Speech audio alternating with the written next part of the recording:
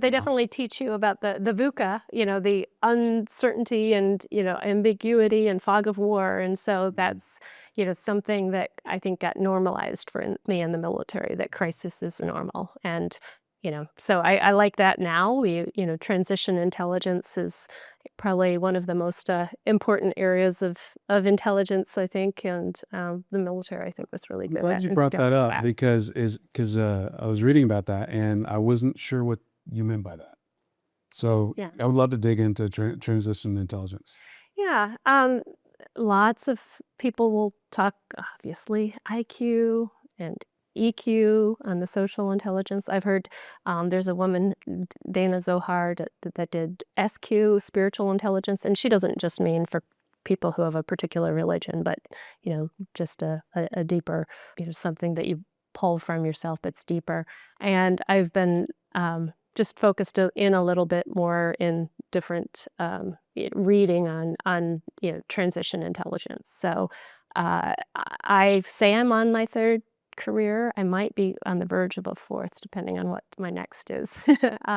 And I think, and I always knew, in the military, they had this view of, well, home is where the Air Force sends you, and when you get somewhere, you have to get up the learning curve as quickly as possible, and when you leave, you gotta make sure everybody is, ready so that, anybody who is under you that maybe is taking over for you is ready, and so there's a grace about feeling like wherever you are, you're just there as a steward, and that you're gonna get smart fast, and you're gonna help people, and your job is to make yourself go away.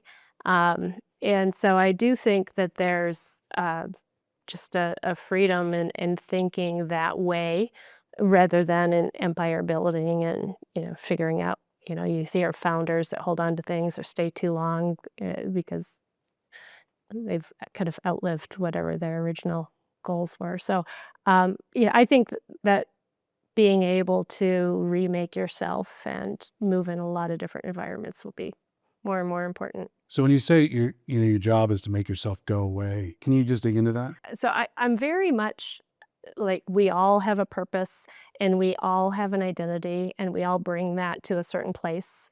And a lot of times I've gone to a place and I think, oh, it's so I can make these things happen for the business. But then I really realized it was about the relationships at the time.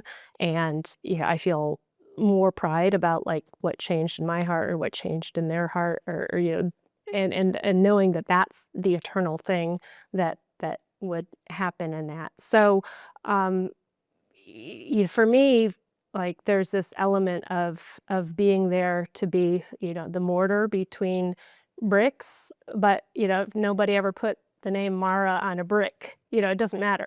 You were there to be the mortar for the building that was going on, and, that purpose, whether it was, people, having character built, or, someplace that is going to, um, grow capital and reinvest it in a lot of good purposes, is the important thing, more so than, anybody whose name was in any of the C-suite at a given point in time.